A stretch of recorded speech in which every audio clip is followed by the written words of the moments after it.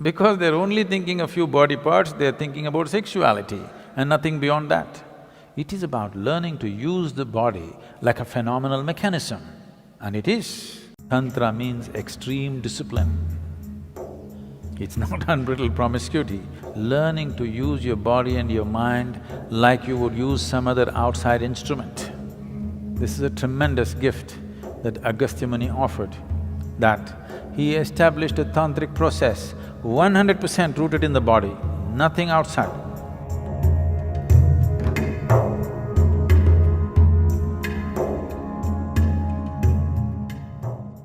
When you say Tantra, one has often heard the term tantric, and and there's various kinds of things floating around about it. Can you just shed some light on what essentially, is there something like a dark arts or what? Most of the existence is dark art. Light is only a small happening in this existence, isn't it? Isn't most of the existence dark? Yes. Light is a very small happening, a very limited happening. If light has to come, something has to burn. To have these lights going, something in this planet is burning right now. You must understand this. Ecologically aware people. To have all these dots of light, something is burning somewhere. We say the bulb is burning, that is also burning, but something else is burning to keep this burning, isn't it? This is the way of the light. Whether it's the light bulb or the sun, something is burning. Whatever is burning is bound to get over someday. Yes? So that's why we say, if you're burning irresponsibly, we say, you're burning the candle from both the ends. Because we understand, if light has to come, something has to burn. So if you are burning to cause light, you better control the light and keep it at the minimum, otherwise things will burn up very soon. So light is a very limited happening. The whole cosmos is a dark art. No? So, there is a lot of dark art that one can practice, not necessarily life negative. Dark arts are not necessarily life negative. When we say occult, because you have heard of some lousy occultist who is trying to destroy somebody's lives, cause disease, cause death, because of that you think that occult is always a negative thing because socially you are exposed to only that kind of people. But occult is also of the highest order. Shiva is an occultist. Every guru is an occultist, okay? Right now I initiate you into Shambhavi, it's an occult. Otherwise, how would it work? Occult means a certain capability. It's a certain technology. Right now I can pull out my cell phone and speak to somebody in another part of the world. This is a technology. Suppose without the cell phone, right now if I speak to somebody in United States just like this is occult. So technology is not very different from occult. You're using different kinds of material, but it's actually the same thing. When modern technology was not there, occult was extremely relevant. But today, occult's relevance is receding as modern technology progresses. See, now you came from Mumbai, Bombay, Mumbai. I'm getting it right in your head so that you don't get into trouble.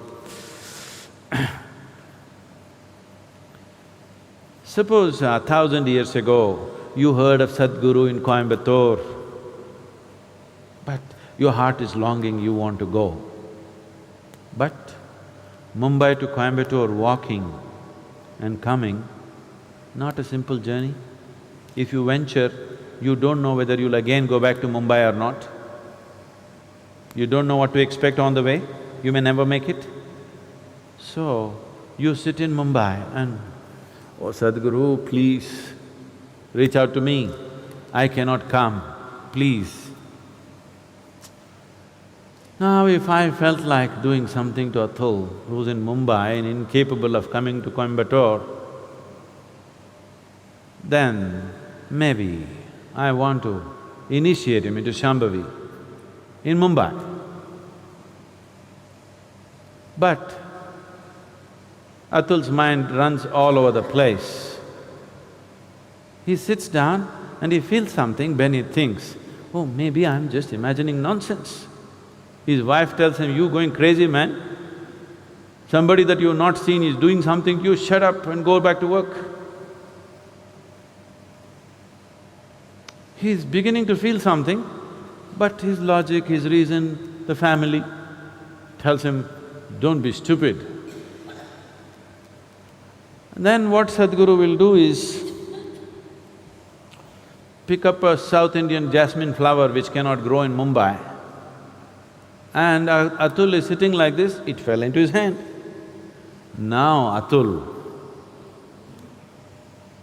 he will sit ready for Shambhavi, to be initiated, because one jasmine flower was delivered. But today, I would rather call you and say, come, or send somebody with a brochure and say, come and get it here. Or if I want to send you a jasmine flower, I'll use DHL.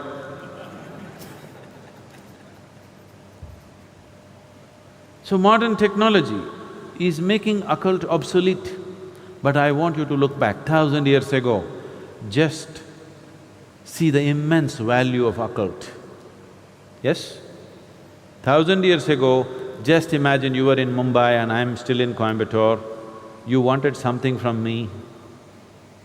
Imagine the value of occult, isn't it? So, today the value has receded, so all kinds of charlatans are doing all kinds of nonsense. Occult need not necessarily mean negative. Now, the English word occult doesn't clearly specify what is it that they're calling as occult. Recently, someone asked me a question in the Samyama, I think. It seems some guru. He said, Tantra is just a way of getting over what? Obsessions. Just getting over obsessions. This is nonsense. We need to, unfortunately, today, redefine the word Tantra, because it's been distorted by people. First, let's understand this. The word Tantra means a technique or a technology. But because the Tantra that you're hearing of is a rebound from the American coast, you think Tantra means unbridled promiscuity. No, Tantra means extreme discipline. It's not unbridled promiscuity, it's extreme discipline. Learning to use your body and your mind like you would use some other outside instrument. Like how you would use your computer or a screwdriver.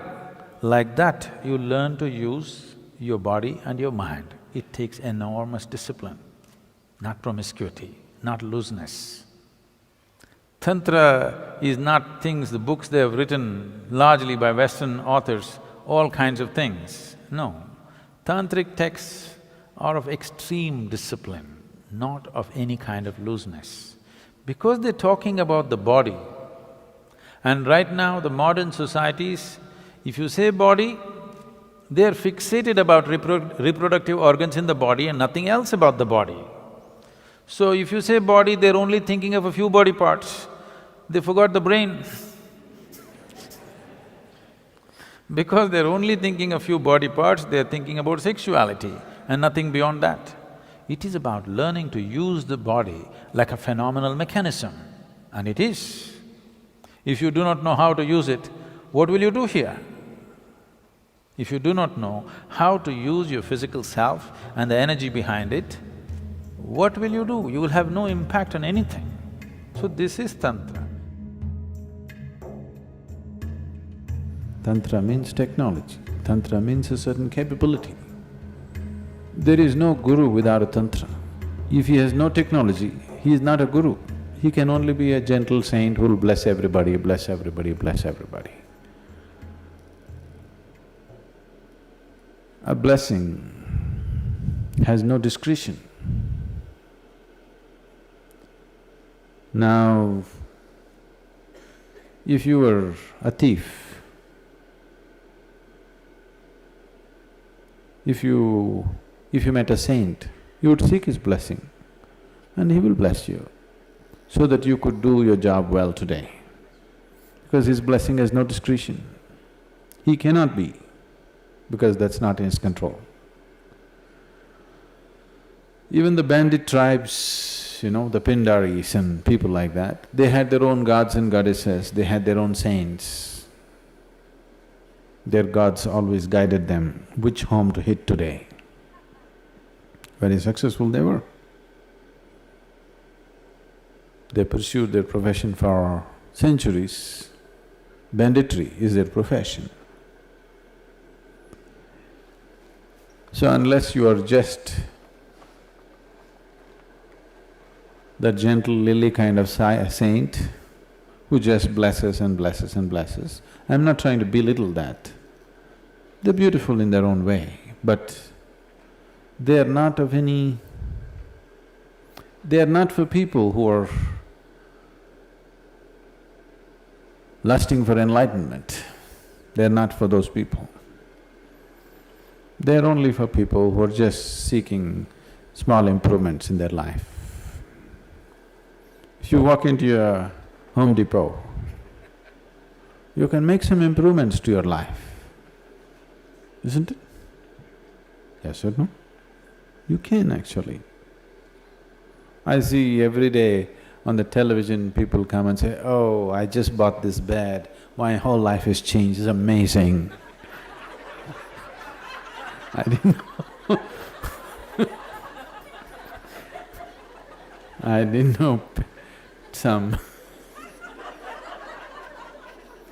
a bed or a pillow could do that, I didn't know that.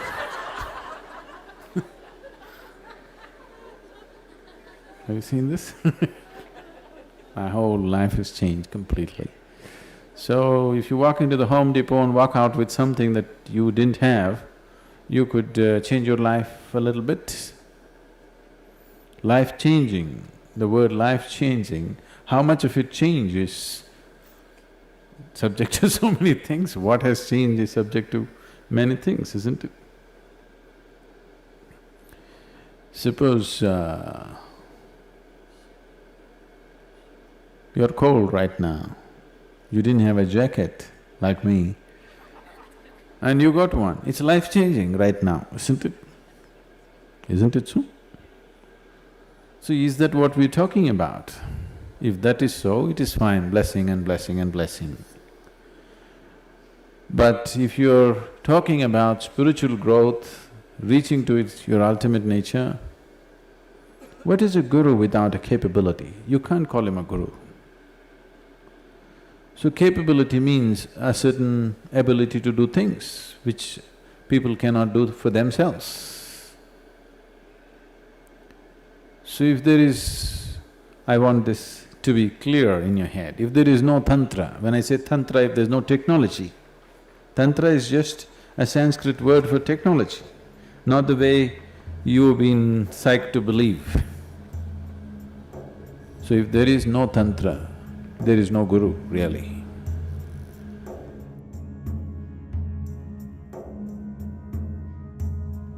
Because guru means you have to roll up your sleeves and it's a mechanic's job. You gotta fix things. To fix things you must know what's what. You must have some technology in your hand, and that is Tantra. Is there Tantra in Isha? Very much. All across the board, various kinds. But the significance of yoga is that it is not ritualistic. There are two dimensions of Tantra. One is you use outside material and stuff to do things, which is ritualistic in nature. The yogic Tantra is such that you use only your physical body and the energy system. You don't need any other material. So these two loosely have been classified as right-hand path and left-hand path. Left-hand path use outside material, right-hand path does not use any material, just uses the body itself. Largely, This is yogic tantra, largely just what we do within ourselves.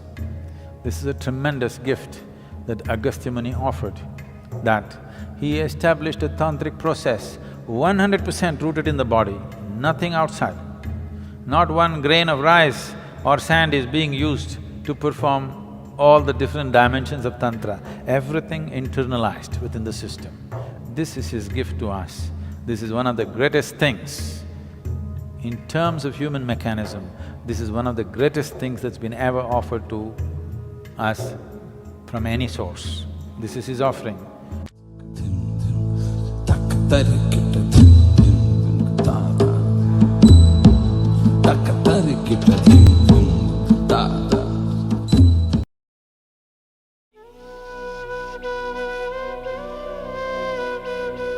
Even today there's any amount of talk about how a Native American shaman becomes an eagle.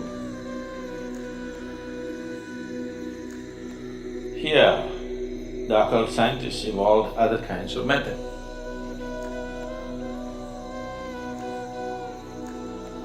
They pick other forms and make the forms work in a certain way.